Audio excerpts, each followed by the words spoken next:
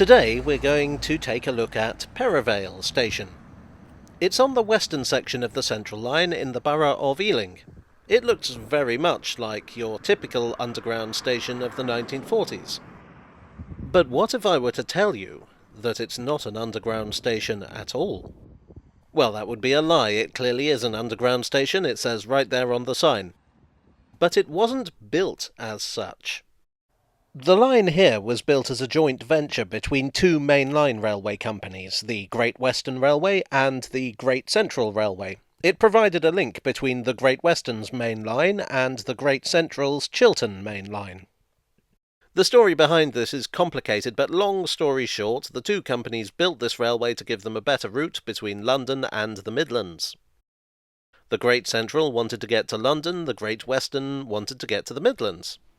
It opened in 1903. In 1904, the Great Western Railway built Perivale Station, which was ever so slightly to the west of the current station. It was a small station with wooden platforms under corrugated iron shelter like this. In the early 20th century, the Great Western built a lot of small stations like this one. At that time, trams were really eating into commuter traffic because they were cheaper and more convenient than trains. The Great Western way of dealing with this was to build a whole lot of very basic stations on the cheap, served by single-coach trains built close together in the suburbs. Trains ran from Paddington but, and this may only be interesting to tube nerds, from the Metropolitan Railway Station at Bishop's Road rather than the main Great Western Railway Station. Perivale doesn't seem to have been too popular. In 1915 it was closed, but in 1920 it reopened, and in 1922 it was renamed Perivale Halt. This is a bit odd because, well, Perivale Station had always been a halt. The Great Western Railway actually had a clear definition of the difference between a halt and a station. A halt was a station with no staff and no signal attached to it. But despite this, they were weirdly inconsistent about what they actually called a halt. I'm planning a whole video on this subject and the vexed question of halts in general. Anyway, point is, Perivale was a halt, but they didn't call it that until 1922.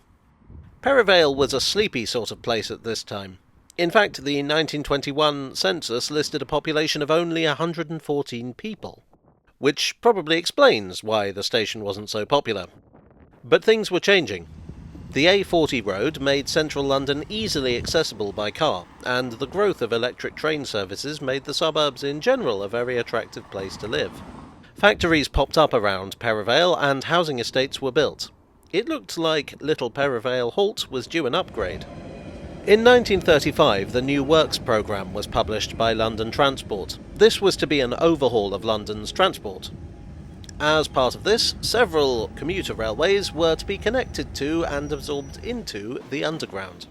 Kind of like what happened with the Elizabeth line more recently, but that's another story.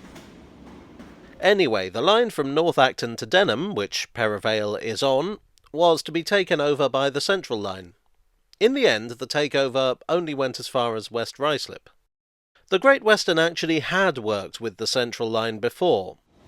The line from Shepherd's Bush to Ealing Broadway had been built as a collaboration between the Great Western and the Central London Railway, who were the original owners of the Central line. The deal was that the cost and the work of the New Works programme would be divided three ways, proportional to the companies affected. London Transport would cover the bulk of it. The London and North Eastern Railway would take on 20% and the Great Western 5%. Because really, that one line was about all the Great Western was handing over. So as part of this, the Great Western assumed responsibility for rebuilding the stations on that line. Perivale is basically the Great Western Railway's take on the concept of an underground station. The Great Western in general tended to be fairly conservative in its aesthetics. For comparison, here's East Acton, which they built in 1920, so it's quite interesting to see them trying to match the rather experimental modernist buildings that London Transport were putting up. Perivale was designed by Brian Lewis, the company architect, and completed under Dr. F. Curtis after Lewis moved to Australia. I actually think they succeeded. It's definitely up there in design quality. Lewis was quite fond of this sort of curving canopy, which you can also see at Greenford. I have to say I do find the platform-level design a bit boring, but it certainly serves its purpose. Originally it would have been a little larger, and incorporated a tower and a longer wing containing 3 shops, but the design was cut back during development. I still think it's very distinctive, and given that this is a largely residential area, you don't want a station that's too overwhelming. It's built around a reinforced concrete frame, clad in brick. The new works programme was delayed by the Second World War, so construction on the new station was begun in 1946.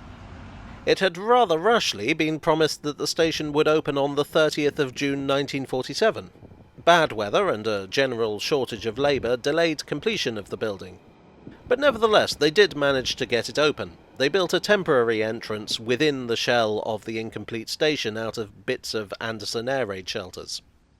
I don't think it would give me much confidence in the build quality of the station if I had to enter via an air raid shelter, but history does not record whether this was a common opinion. From the start it was served by the electric trains of the London Underground, which were a world away from the basic service offered by the Great Western Railway in 1904. It typically sees around 2.4 to 2.5 million passengers a year, which again is a big step up from those early days. In 2011 it was given Grade 2 listing in recognition both of its aesthetics and the number of original features that survive. I think this in itself is a mark of quality, that the station was so fit for purpose that it's gone 3/4 of a century with no need for substantial alteration. But considering that it's a station built by a company that weren't planning to actually use it in an attempt to match someone else's design principles, I think they did a pretty good job.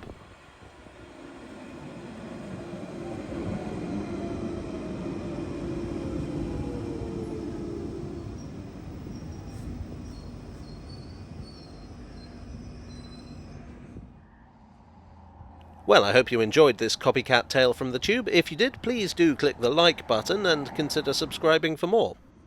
Click the bell icon to be notified when new videos drop, all that.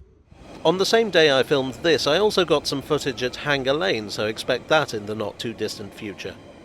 Thanks as always to my donors on Ko-fi and Patreon. You are the reinforced concrete to my brick facade.